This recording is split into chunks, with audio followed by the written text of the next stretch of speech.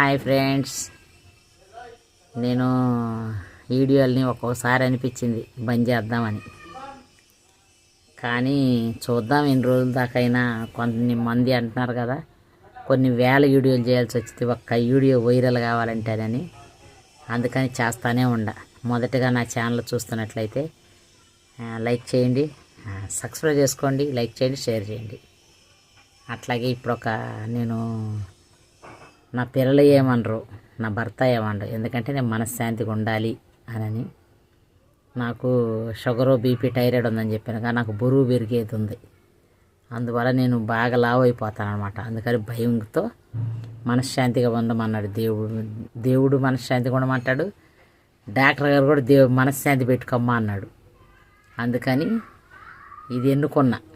ఎవరితో మాట్లాడినా చేసినా మనశ్శాంతి అంటూ ఉండదు. బీపీ లేదని అరిచినా అర్థం చేసుకునే వాళ్ళు ఎవరు ఉండరు, చుట్టాలు కూడా ఉండరు. చుట్టాలని మనం అరిచినా వాళ్ళు పడరు.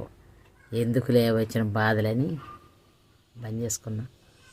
మాట్లాడతా, బంద్ చేసుకోవటం అంటే మాటలు ఏం బంద్ చేయలేదు. మాట్లాడతా, వాళ్ళు చేసినప్పుడు మాట్లాడతా, నాకు అవసరమైనప్పుడు కూడా మాట్లాడి ఊరుకుంటా, అంతే. నాదొక చిన్న పాట వినండి. ముల్లును పువ్వుగా, బాధను నవ్వుగా మార్చుకున్న ఈ రోజాన్ని, జన్మబంధము ప్రేమ గంధము పోటే చాలులే, పంజరమై బ్రతుకు మిగులు పావురమై పైకి ఎగురు,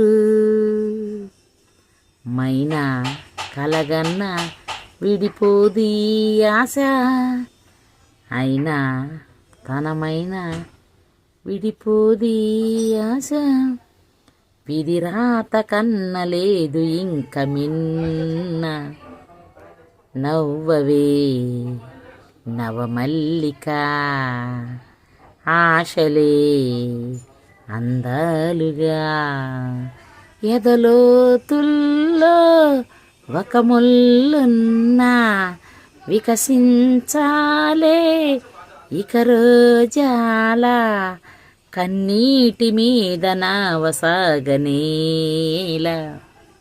నవ్వవే నవమల్లిక, ఆశలే అందాలుగా.